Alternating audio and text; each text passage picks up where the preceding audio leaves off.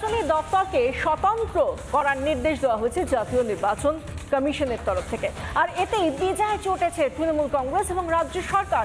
বিমান বন্দ্যোপাধ্যায় বিধানসভার স্পিকার, তিনি বলছেন আমাদের টাকায় অর্থাৎ রাজ্যের টাকায় চলে রাজ্য নির্বাচনী দপ্তর, তাহলে কেন স্বতন্ত্র, কেন স্বাধীন হবে সিইও?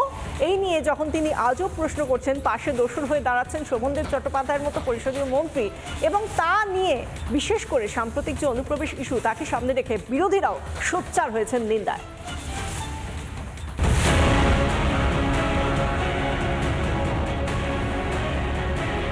বিহারে ভোটার তালিকা সংশোধনের নির্দেশে সিঁদুরে মেঘ দেখেছিলেন তৃণমূল নেত্রী, ঝাঁপিয়ে পড়েছিলেন বিরোধিতায়। बिहार में 40 लाखों का ज्यादा आदमी को नाम निकाल दिया और बंगाल में भी करने वाला है। अगर करेगा तो घेराव कर्मसूची करेंगे, पूरा घेराव होगा, पूरा आंदोलन होगा। हम नाम काटने नहीं देंगे, हम नाम डालने नहीं देंगे। এবার সিইও দফতরকে স্বতন্ত্র করার উদ্যোগে যেন হাঁটু কাঁপছে শাসকের। পুরোপুরি বিরোধিতায় তৃণমূল, আর সেই বিরোধিতা করতে গিয়ে আজব যুক্তি বিধানসভার অধ্যক্ষের।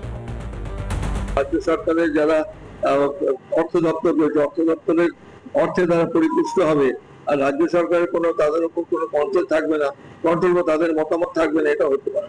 আর্থিক স্বাধীনতা না থাকে, কোনো সিদ্ধান্ত গ্রহণের স্বাধীনতা না থাকে, সামান্য কোনো কিছু কারণে যদি তাকে বারবার নবান্নতেই ফাইল পাঠাতে হয়, তাহলে ভোটের নিরপেক্ষতা থাকবে কি করে? আসলে এই রাজ্য জুড়ে রক্তবীজ, অনুপ্রবেশকারী বাঁচতেই কা উজার, পাড়ায় পাড়ায় বাংলাদেশি, রোহিঙ্গা, আর এই রোহিঙ্গারাই ভোট ব্যাংক, শাসকের অত্যাচারের হাতিয়ার। তো কাদের শেখ তো একজন বাংলাদেশি, উনি ওনার একমাত্র কাজ বাংলাদেশি রোহিঙ্গাদেরকে এখানে এনে আশ্রয় দেওয়া এবং এই কাদের মোল্লার নেতৃত্বে তাদের ভোটার কার্ড পাইয়ে দেওয়া, তাদের এখানে এসে তাদেরকে দিয়ে অবৈধ কাজকর্ম করানো এবং বিভিন্ন রকম মানে মানুষের উপর অত্যাচার করানো, এটা ওদের মূল কাজ। ভোটার তালিকা ঝাড়াই বাছাই হলে ধরা পড়ে যাবে লুকিয়ে রাখা এইসব ধনরত্ন। নির্বাচনী দপ্তর যদি স্বাধীন হয় তাহলে তো বিপদ আরো বাড়বে। তাই কি সিইও দপ্তরকে স্বতন্ত্র করায় যত আপত্তি শাসকের? আস্তে আস্তে দেখা যাচ্ছে যে সমস্ত ক্ষেত্রে এই যুক্তরাষ্ট্র কাঠামোকে ভেঙে ফেলা একটা পরিকল্পনা বা চক্রান্ত কেন্দ্রীয় সরকারের রয়েছে।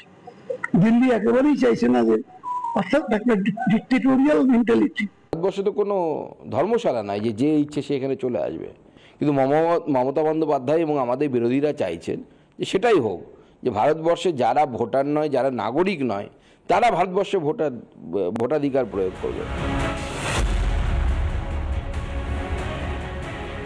যেহেতু